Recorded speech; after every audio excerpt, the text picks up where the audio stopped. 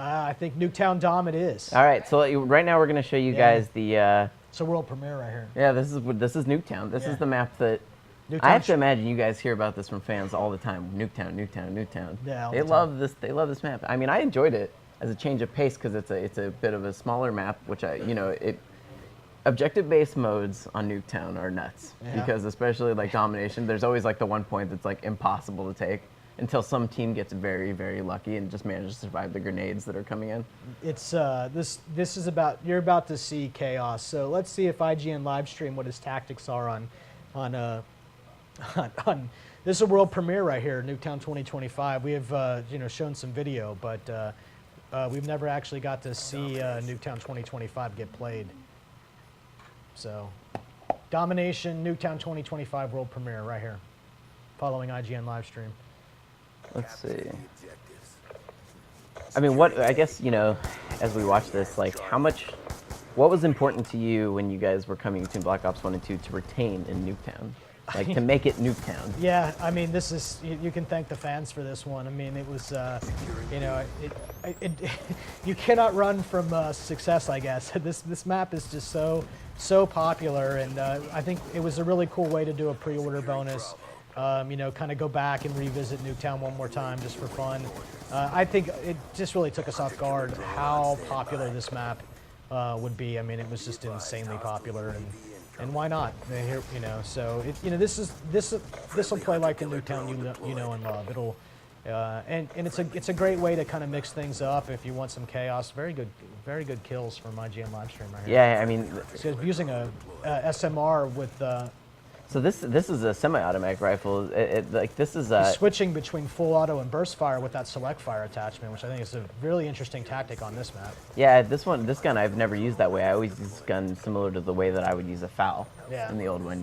Really, because the damage on this. Ooh. Better, but he's still. He only got one. IGN Lasher needs to get a little closer before he hits that burst, I think. It's just almost dirty. That's just getting them out. Yeah. Pushing them. I can see that there's been a little bit of an aesthetic change to this. Oh, like that. Yeah, the car under the garage, right. So the art, in fact, actually has completely been revamped and reimagined. So, but we wanted to retain the basic layout of Nuketown and, keep that kind of fast, furious action, that high scoring modes. You can see that right there. Now that's a good call. We'll probably pick up 3 or 4 my gosh! Right here. Oh, nicely done. That's four. That's a 4-piece Hellstorm missile right there. Very well done. One thing I've noticed is like if you watch his score go up right there, he's only getting 25 per kill. Yeah, points. So it's not like he's going to use something like that and then all of a sudden just get a massive score streak. That's really, we were talking about that earlier and how important it was to use score because I have that granularity. So although he 4-pieced with the Hellstorm missile right there, it was effectively the equivalent of 1 normal kill, right? So while score streaks count towards score streaks, as you saw, because we're using score, they're not counting massively, they count appropriately based on how much score we're injecting into the system with the kills from them.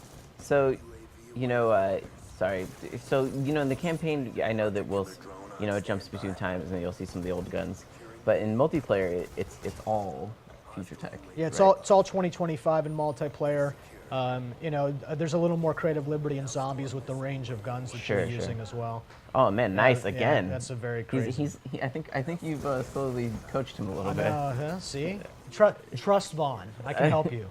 Yeah, I've played against you. I'll say that's true. Playing against you is. You're overly generous, but thank you. I don't know that I had fun playing against you because it was such a sweep.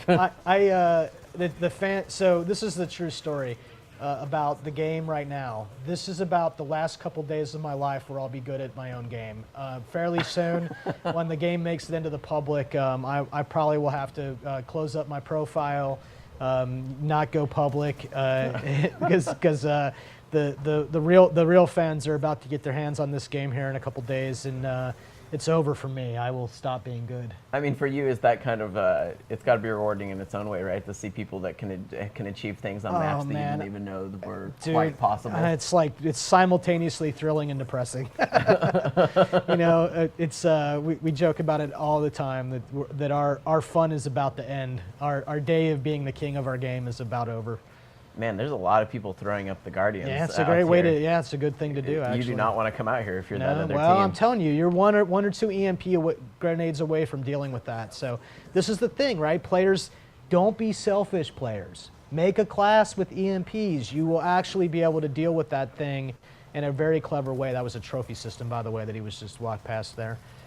So it's something that what you see from the game is players are need to be able to use Pick 10 to build their classes so they have something on standby so they can deal with the changing threat of the battle and the environment. So you don't need all 5 of your classes. If you prestige, you can actually unlock up to 5 more slots. Use one of those slots, create yourself an anti-air class, create yourself an AGR class.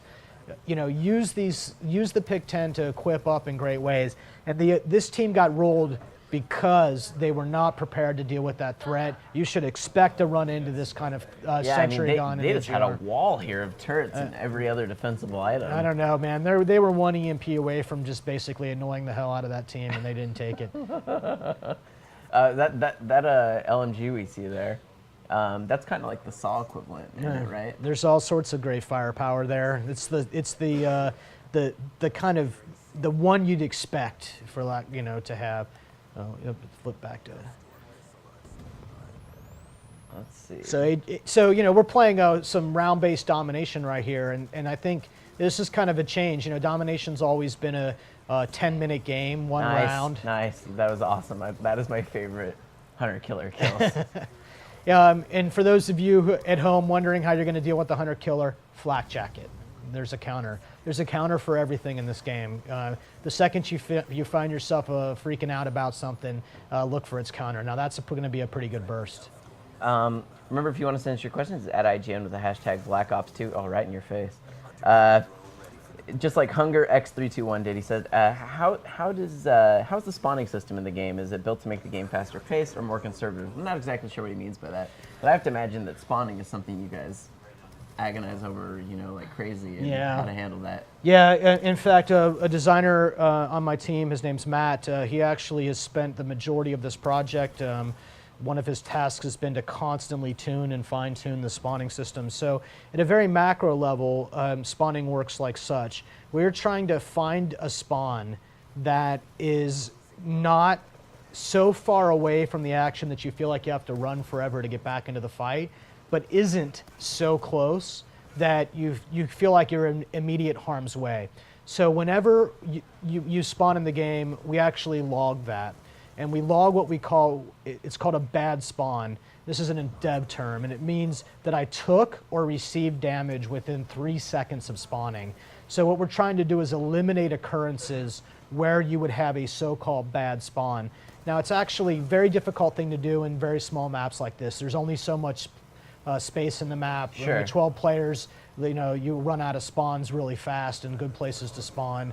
But we go to a lot of trouble to make sure that the spawning works in a way where you feel protected but not so far removed from the action.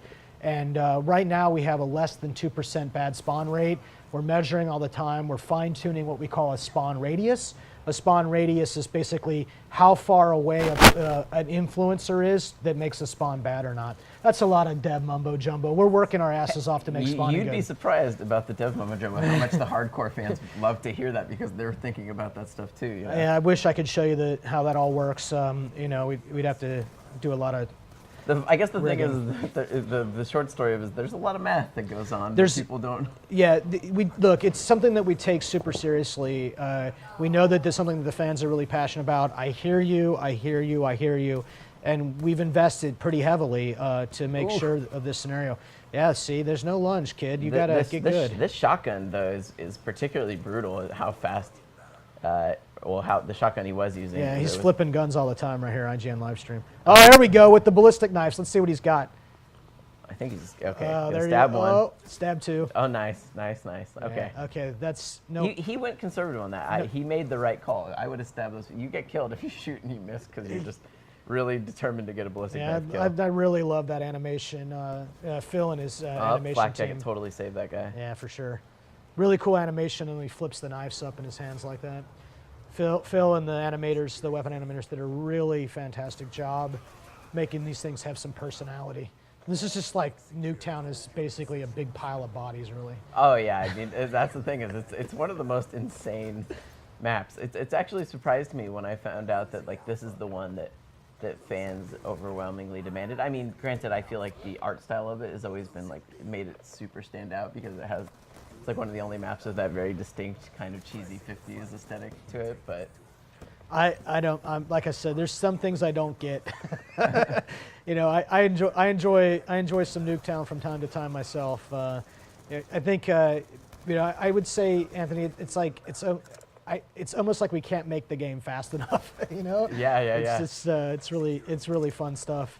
You know, I know that question was really technical, but Hunter X321, you're getting a PS3 copy of the game because I like to hear the tech side of it. You know, I think that the people sometimes don't necessarily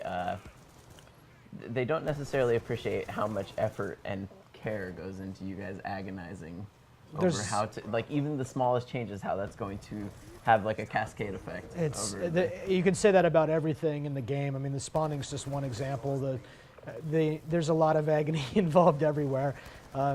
This is a studio really passionate discourse, so the conversation about what to do and how to go about it and whether it's the right decision, you know, if you could be on a fly on a wall, you'd be surprised how much, you know, you guys think you argue over this stuff. We're arguing about it as well. So if you guys want to hit us up at IGN, for those who are just joining us on Twitter with the hashtag BlackOps2, just like Met_it_happens, Met it happens, who says, how do you ensure the weapons are balanced appropriately so that one isn't overpowering all the others? Like, that's got to be something that's a massive undertaking. Now,